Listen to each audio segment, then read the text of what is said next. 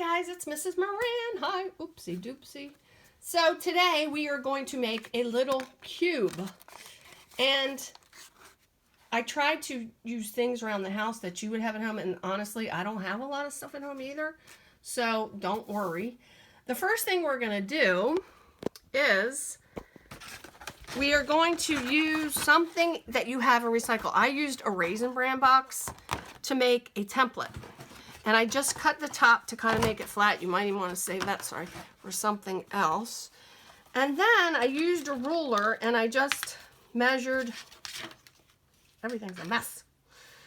I measured 2 inches by 2 inches. And then I simply just cut it out. And here it is. Even if it's not perfect, which mine's not perfect, that's okay, as long as you're using the same one over and over again, and you can adjust for that later. I'm using a black crayon so you can see. You can use whatever materials you have around. So now I'm going to start with my template, just a little on the edge of the paper, and this is regular printing paper that I got from the computer. I don't even have my drawing paper with me here. Okay, so there's one. I'm going to do 4 of these. And again, you can do it with pencil in case you mess up. I'm just doing it with black crayon so you can see. 2. Uh-oh. 3. And remember, you have the power, so you can fast forward if you're like, okay, I get it, Miss Moran. Or if you can pause if you need me to slow down. You have the power. You're many teachers now because you're teaching yourself. Okay, now at the top of this line, the second box in, you're going to put one square to the right and 1 square to the left. Looks like a T a little bit. So this is basically what a cube looks like flat. It's like a top view of a cube. Oh, I think I broke my crayon. That's okay. All right, now I'm going to draw some tabs. The tabs don't have to be perfect because they're not going to show. They're going to be tucked in. You draw a diagonal line, and then connect it. If you want to use a ruler for this, you certainly can if it makes you feel better, but you don't have to, and I'll show you. You'll see why. And since that's really close, I'm going to use that same diagonal line, connect, diagonal line, diagonal line. That one can go right off the page. Diagonal line, connect. Diagonal line, use that diagonal line. I hope everybody's doing okay. By the way, for the designs for this, on each square, we did a people theme, as you can see. But you can do any theme you would like. You might want a character that you like, something you're really interested. You'll do better if you do something you're interested. If you want to do color schemes, that would be fun. Primary colors on one side, secondary colors on one side. Or you could do math equation problems if you want, and you roll it and you have to solve whatever problem it lands on. That's kind of cool. All right, so now you can see it's not perfect. I did all the tabs freehand. That's okay. I'm going to cut it out. Remember, I'm going to chunk-a-lunk, chunk-a-lunk-a-lunka, chunk-a-lunka, chunk-a-lunka. Get all the big chunks out of the way. Now, I'm going to go ahead and cut on the line, and this gives me an opportunity to clean up those tabs a little bit also,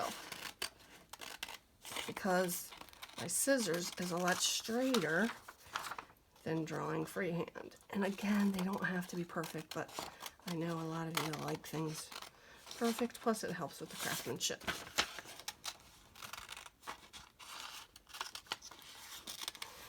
Now, after you're done with this stage, if you want to draw, it's much more conducive to draw things on it when it's flat and then put it together. I'm not going to do that because we won't have time.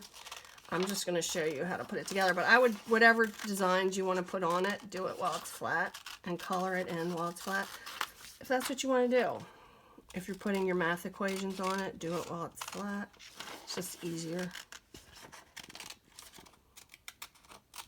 All right, now, next thing. And you need to have your parents' permission for this. We're going to score. We're going to score this. How are we going to score it?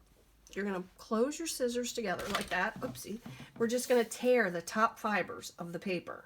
We don't want to cut all the way through. This makes it easier to fold. If we do this, it's going to be so much easier to fold. I had some kid scissors around here. Anyway, you can tell if you've scored it because you can feel it.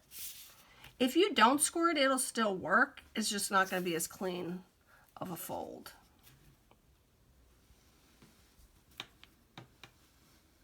So every line that you've created, you're going to score. Every line. Again, if you can't tell, just feel it. If you want to do this next to a ruler, you could do that too.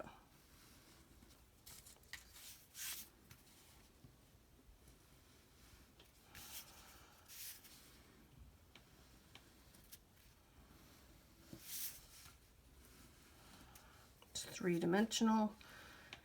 It's going to have height, width, and depth. And it is going to be a cube. All right, I think I'm ready. So now every single line you're going to fold. Fold, fold, fold. See, now you can kind of see how the tabs are going to be tucked under. Fold, fold, fold. This is maybe where you might want to fast forward. I know you don't have to watch every single fold that I do.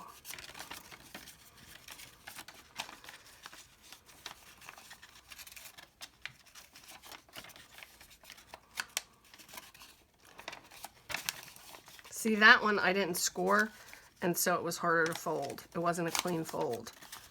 So you can do it without scoring, but it's not going to be as clean.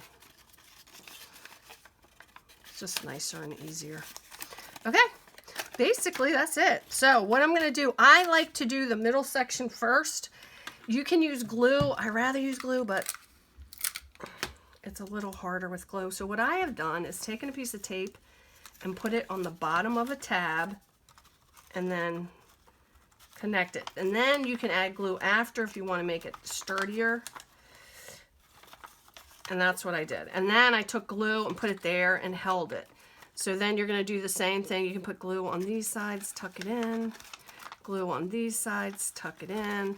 And you have, there's your cube. Tuck in, make sure you tuck in your tabs. So that's your cube. You can make them big and small. Any way you would like. Thanks for watching, and have a lovely day. Bye, guys.